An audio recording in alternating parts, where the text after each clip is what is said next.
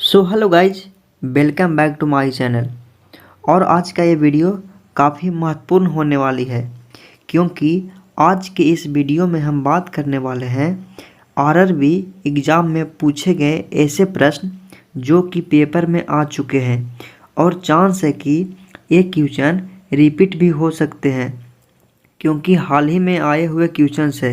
सो आपको यह सभी क्वेश्चन का आंसर अच्छी तरह से याद में रख लेना है ताकि अगर ये पेपर में आते हैं तो आप इनका सही जवाब दे सको। सो गाइज, शुरुआत करते हैं जीके स्टडी को। तो आज का पहला प्रश्न है, बिल्ली प्रजाति के सदस्यों को दिया जाने वाला वर्गीय नाम क्या है? तो बिल्ली प्रजाति के सदस्यों को दिया जाने वाला वर्गीय नाम फेलाइन है। ऑप्शन ए जो है राइट आंसर है, फेलाइन। अगला प्रश्न है, ब्यूटिया मोनोस्पर्मा किस पौधे का वानस्पतिक नाम है जो मूलतः भारतीय उपमहाद्वीप का है? तो ब्यूटिया मोनोस्पर्मा पलाश पौधे का वानस्पतिक नाम है। ऑप्शन बी जो है दोस्तों राइट आंसर होगा। अगला प्रश्न है, भारत के राष्ट्रीय पक्षी भारतीय मोर का वैज्ञानिक नाम क्या है? तो भारत के राष्ट्रीय पक्षी मोर का वैज्ञानिक नाम पावो क्रिस्टेटस है। ऑप्शन डी जो है राइट आंसर होगा, पावो क्रिस्टेटस। अगला प्रश्न है, जीवों में प्रोटीन निर्माण के लिए सूचना स्रोत क्या है? तो जीवों में प्रोटीन निर्माण के लिए डीएनए सूचना स्रोत है। ऑप्शन सी जो है राइट आंसर होगा, डीएनए। अगला प्रश्न है, इनमें से किस भोजन को बॉडी बिल्डिंग कहा जाता है? तो इनमें से किस भोजन को बॉडी बिल्डिंग कहा जाता है? तो ऑप्शन बी जो होगा इसका साथियों राइट आंसर होगा, प्रोटीन से भरपूर भोजन को बॉडी बिल्डिंग भोजन कहा जाता है। ऑप्शन बी जो है राइट आंसर होगा। अगला प्रश्न है, बरगद के पेड़ का वानस्पतिक नाम क्या है? तो बरगद के पेड़ का वानस्पतिक नाम फिकस बेंथालिसस है। तो ऑप्शन ए राइट आंसर होगा, फिकस बेंथालिसस। अगला प्रश्न है, समान गेहूं का वानस्पतिक नाम क्या है? तो समान गेहूं का वनस्पति नाम ट्रिटिकम एक्सिटिकम है। ऑप्शन सी जो है दोस्तों राइट आंसर होगा। अगला प्रश्न है, होमो सेपियंस शब्द किसने दिया? तो होमो सेपियंस शब्द कार्ल लिनियस ने दिया। ऑप्शन ए जो है राइट आंसर होगा, कार्ल लिनियस। अगला प्रश्न है, राना ट्रिगिना किस जानवर का वैज्ञानिक नाम है?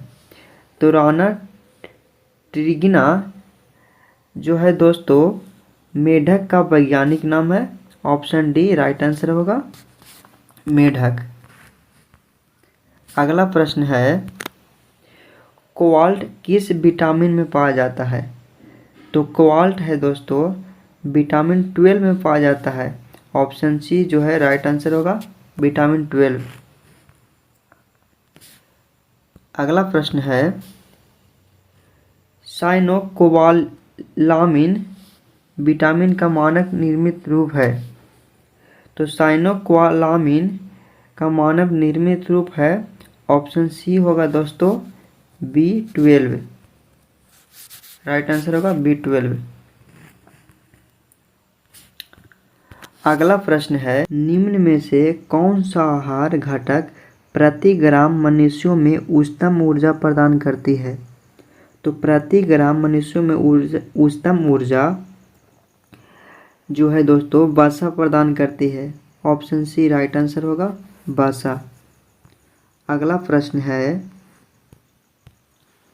निम्न में से कौन सा वृद्धि के लिए आवश्यक प्रोटीन प्रदान करता है? तो वृद्धि के लिए आवश्यक प्रोटीन जो है दोस्तों दाल प्रदान करता है। ऑप्शन बी राइट आंसर होगा, दाल। अगला प्रश्न है, निम्नलिखित में से कौन सा विषमपोषी जीव है? तो विषमपोषी जीव इनमें से वाघ विषमपोषी जीव है। ऑप्शन डी राइट आंसर होगा, वाघ। अगला प्रश्न है, स्वपोषी अपने भोजन का संग्रह किसके रूप में करते हैं?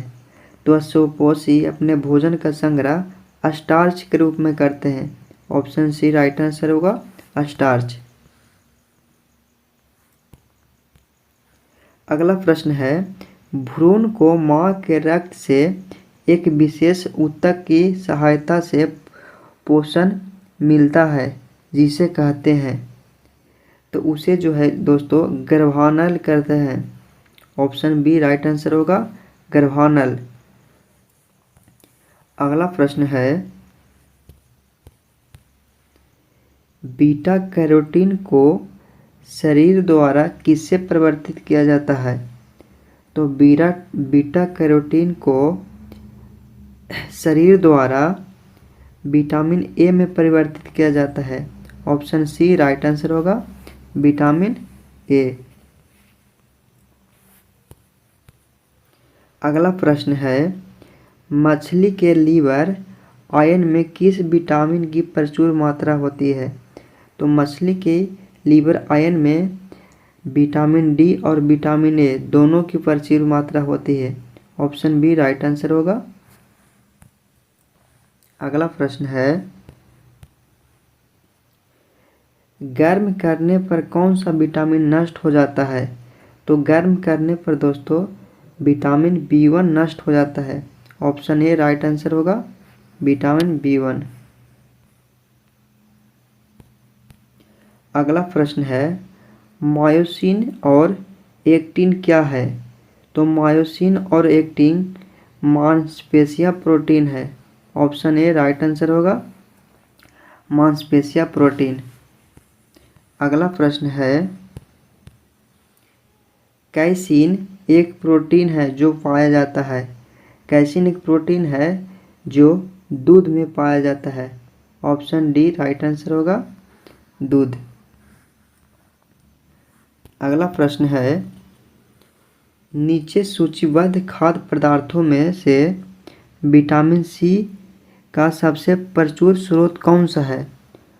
तो इनमें से विटामिन सी का सबसे प्रचुर स्रोत खट्टे फल है। ऑप्शन बी राइट आंसर होगा।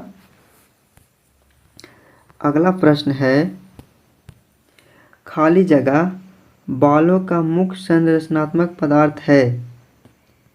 तो केराटिन बालों का मुख्य संरचनात्मक पदार्थ है। ऑप्शन बी राइट आंसर होगा, केराटिन। अगला प्रश्न है, विटामिन के प्राकृतिक रूप से किसमें पाए जाने वाले जीवाणुओं द्वारा निर्मित होता है? तो 24 का आंसर होगा दोस्तों डी राइट आंसर होगा, डी आंत। 25 नंबर क्वेश्चन है, निम्नलिखित में से किस खाद्य पदार्थ में आयरन प्रचुर मात्रा में पाया जाता है? तो इनमें से मक्खन में आयरन प्रचुर मात्रा में पाया जाता है। ऑप्शन सी राइट आंसर होगा। अगला प्रश्न है, पौधों को ऊर्जा की कम आवश्यकता क्यों होती है? तो पौधों की ऊर्जा की कम आवश्यकता इसलिए होती है क्योंकि उनमें अत्यधिक मृत कोशिकाएं पाई जाती है। ऑप्शन डी राइट आंसर होगा, मृत कोशिकाएं वाला। अगला प्रश्न है, स्वयंपोषी पोषण के लिए निम्न में से किसकी आवश्यकता नहीं होती है? तो समय पोषण के लिए ऑक्सीजन की आवश्यकता नहीं होती है। ऑप्शन बी राइट आंसर होगा, ऑक्सीजन। अगला प्रश्न है, पादपों की कार्बन और ऊर्जा आवश्यकताओं की पूर्ति इनमें से किस प्रक्रिया द्वारा होती है? तो पादपों की कार्बन और ऊर्जा की आवश्यकता प्रकाश संश्लेषण प्रक्रिया द्वारा होती है। ऑप्शन डी राइट आंसर होगा। अगला प्रश्न है, भोजन के संग्रह के लिए जाइलम की कौन सी कोशिकाएं उत्तरदायी है?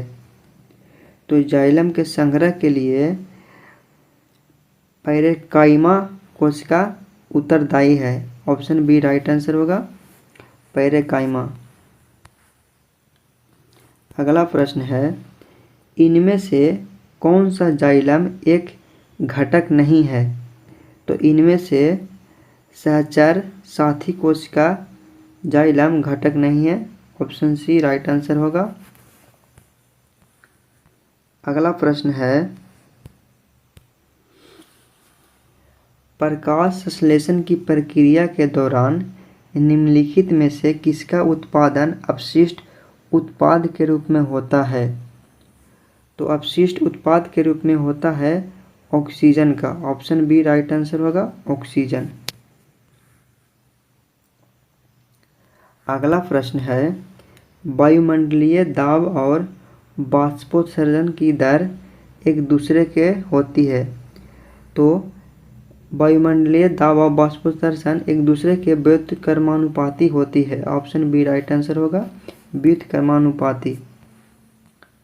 अगला प्रश्न है, प्रकाश संश्लेषण के प्रयोग में स्टार्च की उपस्थिति क्यों मापते हैं? तो प्रकाश संश्लेषण के प्रयोग में स्टार्च की उपस्थिति इसलिए मापते हैं क्योंकि निर्मित ग्लूकोज स्टार्च के रूपांतरित हो जाता है। तो ऑप्शन डी राइट आंसर होगा। अगला प्रश्न है, पादपों की कार्बन और ऊर्जा आवश्यकताओं की पूर्ति इनमें से किस प्रक्रिया द्वारा होती है? तो इनमें से प्रकाश संश्लेषण प्रक्रिया द्वारा पादपों की कार्बन और ऊर्जा की आवश्यकता होती है। ऑप्शन डी राइट आंसर होगा। अगला प्रश्न है, निम्न में से कौन सा अपने आप में एक संतुलित आहार है? इनमें से कौन सा अपने आप में एक संतुलित आहार है? तो इनमें से दूध जो है दोस्तों संतुलित आहार है। ऑप्शन बी राइट आंसर होगा। तो ये था, इनमें त्वचीय श्वसन किसमें होता है? तो इनमें साथियों त्वचीय श्वसन केचुआ में होता है। ऑप्शन डी राइट आंसर हो जाएगा, केचुआ। अगला प्रश्न है, कौन सा जीव ऑक्सीजन के बिना जीवित रह सकता है? तो साथियों इनमें से अवायुजीवा बिना ऑक्सीजन के जीवित रह सकता है। ऑप्शन डी राइट आंसर हो जाएगा साथियों, अवायुजीवा। अगला प्रश्न है,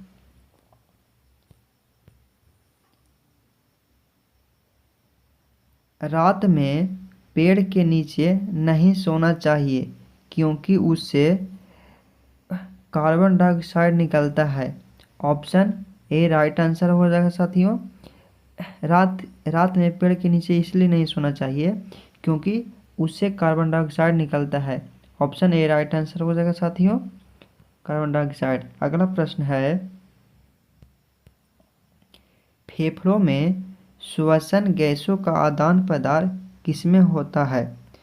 तो साथियों फेफड़ों में श्वसन गैस का आदान प्रदान कृपिका एल्वियोली द्वारा होता है। ऑप्शन बी राइट आंसर हो जाएगा, कृपिका। अगला प्रश्न है, हेलियोटोटिस को आमतौर पर किस नाम से जाना जाता है? तो साथियों हेलियोटोटिस को सांस की दुर्गंध से जाना जाता है। ऑप्शन सी राइट आंसर हो जाएगा, सांस की दुर्गंध। अगला प्रश्न है, वायवीय श्वसन क्या है? तो साथियों वायवीय श्वसन जो है ऑक्सीजन की उपस्थिति में श्वास लेना को वायवीय श्वसन कहते हैं। ऑप्शन डी राइट आंसर हो जाएगा साथियों। अगला प्रश्न है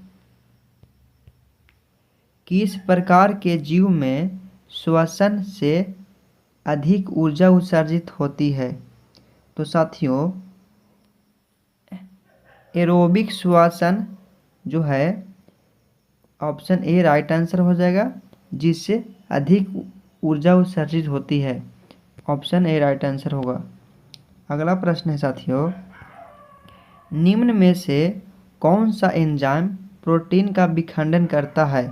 तो साथियों इनमें से पेप्सिन जो है एंजाइम प्रोटीन का विखंडन करता है।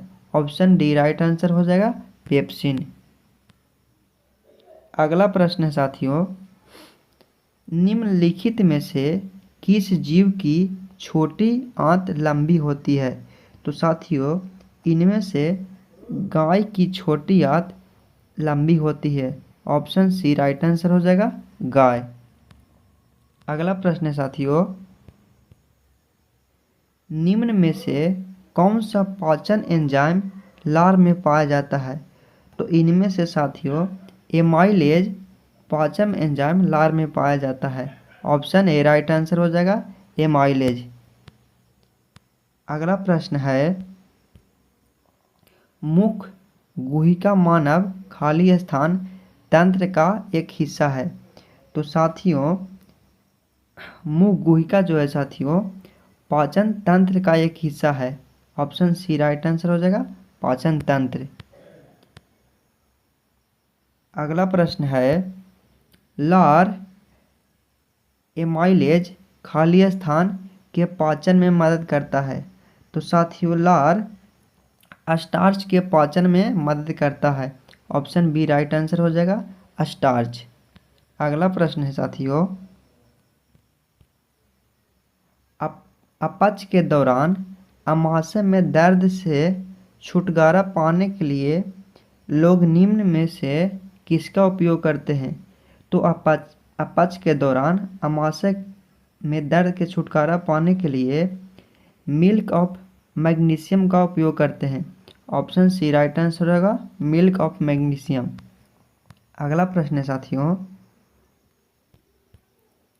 निम्न में से क्या आहार नाल में अम्लीय आहार को क्षारीय में परिवर्तित करता है? तो इनमें से जो है साथियों पीतरस अम्लीय आहार को क्षारीय में परिवर्तित करता है। ऑप्शन डी राइट आंसर हो जाएगा पीतरस। अगला प्रश्न है एक वयस्क मनुष्य के मुंह में केवल कितने कृदंत होते हैं? तो साथियों एक मनुष्य के मुंह में 8 कृदंत होते हैं। ऑप्शन बी राइट आंसर हो जाएगा 8। अगला प्रश्न है कौन सा पदार्थ पित्ताशय में संग्रहित और सांद्रित होता है? तो साथियों इनमें से है पित्त जो है साथियों पित्ताशय में संग्रहित और सांद्रित होता है। ऑप्शन सी राइट आंसर हो जाएगा।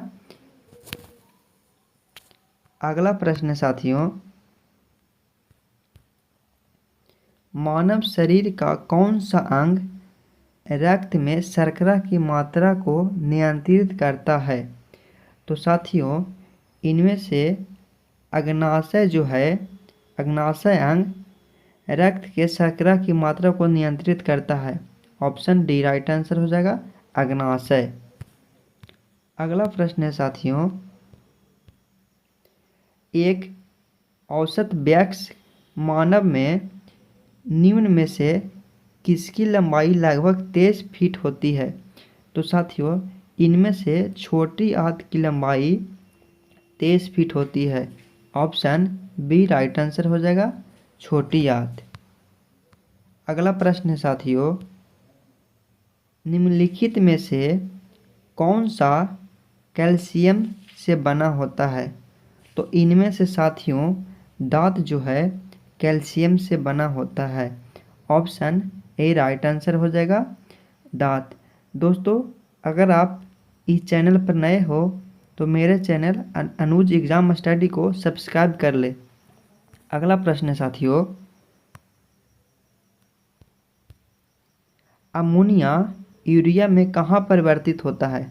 तो साथियों, अमोनिया जो है यूरिया में यकृत में परिवर्तित होता है।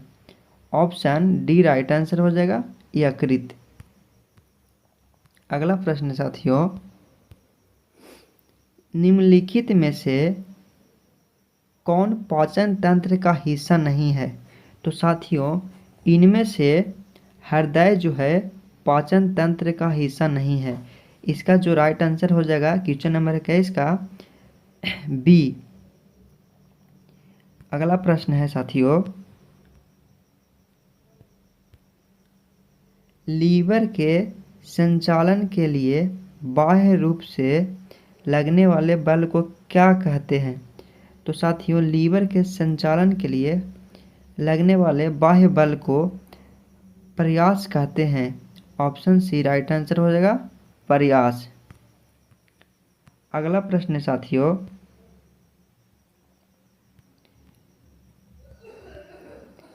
अपच का इलाज करने के लिए निम्नलिखित में से किस प्रकार की दवा का प्रयोग किया जाता है? तो अपच का इलाज करने के लिए साथियों एंटासिड का प्रयोग किया जाता है। ऑप्शन बी राइट आंसर हो जाएगा एंटासिड। अगला प्रश्न है साथियों, हम जो भोजन ग्रहण करते हैं उससे प्राप्त हुई कुछ ऊर्जा किससे संग्रहित होता है? तो साथियों, जो हम लोग भोजन प्राप्त करते हैं उससे ग्लाइकोलेजन संग्रहित होता है। ऑप्शन ए राइट आंसर हो जाएगा ग्लाइकोलेजन। अगला प्रश्न है साथियों, कार्बोहाइड्रेट, प्रोटीन और वसा पूर्ण पाचन कहाँ होता है? साथियों, क्वेश्चन नंबर 25 का आंसर